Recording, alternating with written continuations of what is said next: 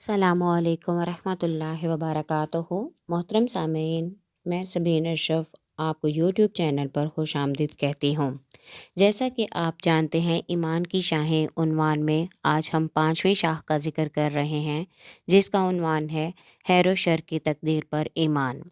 خیر و شر کی تقدیر پر ایمان پر بیان کرنے سے پہلے میں آپ سے ہمیشہ کی طرح یہی نصیحت کروں گی کہ اپنے ہر کام کا آغاز بسم اللہ الرحمن الرحیم سے کیا کریں اور درود پاک کا ورد کرنا ہرگز نہ بھولیے گا، تاکہ اللہ تعالیٰ آپ کے ہر کام میں اپنی خاص رحمت اور برکت شامل کر دے۔ خیر و شر کی تقدیر پر ایمان آج ہماری 5ویں شاخ کے عنوان سے آڈیو ریکارڈ ہو رہی ہے۔ خیر و شر کی تقدیر پر ایمان لانے کا مطلب یہ ہے کہ عالم الغیب و شہادت اور دلوں کے سربستہ رازوں کو جاننے والی ذات نے جو کچھ انسان کی تقدیر قسمت میں لکھ دیا ہے وہی اس کے حق میں بہتر ہے۔ اسے چاہیے کہ وہ برضا و رغبت اسے قبول کرے اور کسی مقام پر تنگ دل نہ ہو۔ ارشاد ربانی ہے، حبیب ارشاد فرمائیے کہ تمام معاملات اللہ عز و جل کی طرف سے ہوتے ہیں، اور دوسرے مقام پر ارشاد فرمایا، ہم نے ہر چیز کو اندازے سے پیدا کیا۔ قضاء و قدر کے لغوی معنی۔ قضاء کا معنی ہے حکم۔ اللہ تعالیٰ کی قضاء سے مراد اللہ تعالیٰ کا حکم ہے، اور قدر کا معنی اندازہ کے ہے۔ اللہ تعالیٰ کی قدر سے مراد کسی چیز کے متعلق اللہ تعالیٰ کا پیشگی اندازہ لگانا۔ ارشاد باری تعالیٰ ہے، بنی اسرائیل میں آتا ہے، اور آپ کے رب نے حکم فرمایا ہے کہ اس اللہ تعالیٰ کے سوا کسی کی عبادت نہ کرو، اور ہر چیز ہمارے خزانوں میں سے ہے، اور ہم ہر چیز کو معلوم و معین اندازے کے مطابق نازل کرتے ہیں۔ یہ سورۃ الحجر میں ارشاد ربانی تعالیٰ ہوا ہے۔ اس کے بعد تقدیر کی تعریف بیان کروں گی۔ علامہ طفتہ زانی رحمۃ اللہ علیہ تقدیر کا شرعی معنی بیان کرتے ہوئے لکھتے ہیں، ہر محلوق کی اس کے حسن و قباح، نفع و ضرر، اس کے زمانہ، مدت حیات، اس کے رہنے کی جگہ اور اس کے ثواب و عقاب کی مقرر کرتا حد کا نام اس کی تقدیر ہے۔ علامہ خطابی نے کہا ہے کہ بہت لوگوں کا یہ گمان ہے کہ قضاء اور قدر کا یہ معنی ہے کہ اللہ تعالیٰ نے بندوں کو اپنے علم اور اپنے حکم کے مطابق عمل کرنے پر مجبور کر دیا ہے، حالانکہ اس طرح معاملہ نہیں ہے۔ تقدیر کا معنی یہ ہے کہ اللہ تعالیٰ نے اپنے علم ازلی سے پہلے ہی یہ خبر دے دی ہے کہ بندہ اپنے اختیار اور ارادے سے کیا کام کرے گا اور کیا نہیں کرے گا، اور اللہ تعالیٰ نے اس کے لیے خیر اور شر میں سے کیا کیا پیدا کیا ہے۔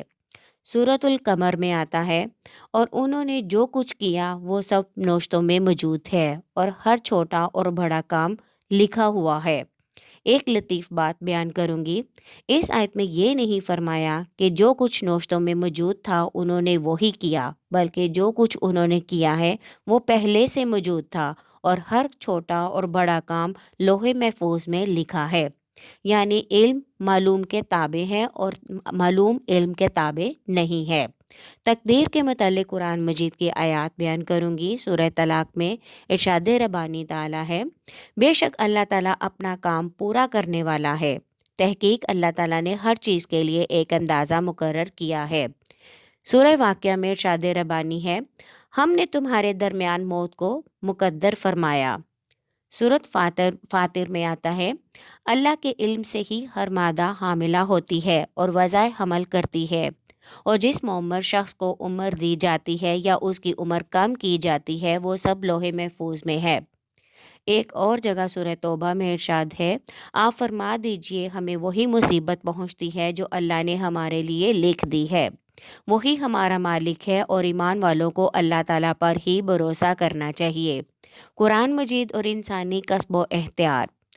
سورۃ البلد میں آتا ہے، کیا ہم نے انسان کی 2 آنکھیں نہیں بنائیں اور اس کی زبان اور 2 ہونٹ نہیں بنائے، اور ہم نے اسے نیکی و بدی کے دونوں واضح راستے دکھا دیے، تو وہ عمل کی دشوار گھاٹی میں سے کیوں نہیں گزرا۔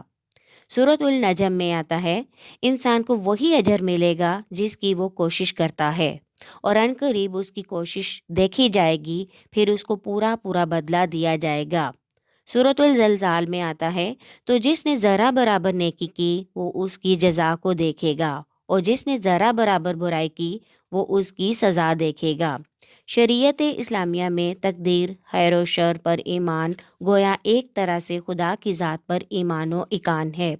تقدیر پر ایمان لانے والا اس مسلمہ حقیقت کا اقرار کرتا ہے کہ اللہ تعالیٰ نے اپنی حکمت کے تقاضوں کے مطابق روز ازل سے ہی ہر چیز کو لکھ دیا تھا۔ یہی وجہ ہے کہ رسول خدا صلی اللہ علیہ وآلہ وسلم تقدیر پر ایمان لانے کی ترغیب دیتے تھے اور اس میں زیادہ سوچ و بچار سے روکا کرتے تھے، کیونکہ اس نازک مسئلہ پر زیادہ سوچ و بچار کرنے سے پھسلنے کا اندیشہ ہوتا ہے۔ تقدیر میں تفکر و تدبر اس لیے بھی روا نہیں کہ اس میں بحث و مباحثہ کرنے والے کے پاس دوسرے کو مطمئن کرنے کا سامان نہیں ہوتا اور نہ اس کے پاس کوئی عقلی دلائل ہوتے ہیں جن کی مدد سے وہ اختلافات کو ختم کر کے قطعی حجت و برہان قائم کر سکے۔ حضور صلی اللہ علیہ وآلہ وسلم اور مسئلہ تقدیر۔ ایک دفعہ صحابہ کرام کے ذہنوں میں مسئلہ تقدیر کے بارے میں عجیب و غریب مشکوک و شبہات پیدا ہوئے۔ وہ ان سوالات کو لے کر حضور صلی اللہ علیہ وآلہ وسلم کی بارگاہ میں حاضر ہوئے اور عرض کی، یا رسول اللہ صلی اللہ علیہ وآلہ وسلم، جو اللہ نے فیصلہ فرما لیا ہے وہ تو بدل نہیں سکتا، کیا ہم اپنی تقدیر پر ہی بھروسہ نہ کر لیا کریں؟ اس پر آپ صلی اللہ علیہ وآلہ وسلم نے ارشاد فرمایا، جو کچھ تمہیں ملنے والا ہے اسے قلم لکھ کر خشک ہو گئے ہیں۔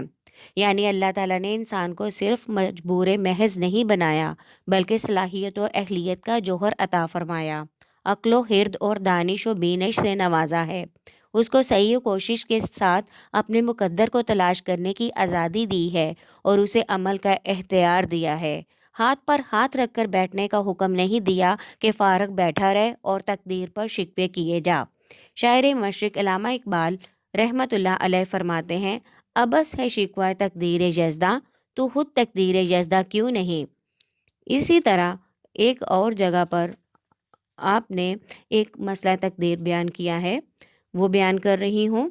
حضور صلی اللہ علیہ وآلہ وسلم کا ارشاد ہے کہ لوگوں تم اپنے کام کیے جاؤ، تم میں سے ہر شخص سے وہی کام صادر ہوں گے جن کے لیے وہ پیدا کیا گیا۔ کام کرنا انسان پر لازم ہے اور اس کے نتیجے کے مطابق جزا دینا خدا کا کام ہے۔ اکثر پڑھے لکھے لوگ جب مسئلہ تقدیر پر گفتگو کرتے ہیں تو یہ بات ضرور زیر بحث لاتے ہیں کہ جب ہماری تقدیر اچھی یا بری لکھی جا چکی ہے تو پھر عمل کی کیا ضرورت ہے؟ یہ اتنی بڑی غلط فہمی ہے جس کا اگر ازالہ نہ کیا جائے تو ایمان کو خطرہ لاحق ہو جاتا ہے، اور یہ سراسر بے بنیاد اور غلط تصور ہے۔ حقیقت یہ ہے کہ تقدیر کے عقیدے سے یہ مطلب لینا کسی اعتبار سے بھی درست نہیں ہے۔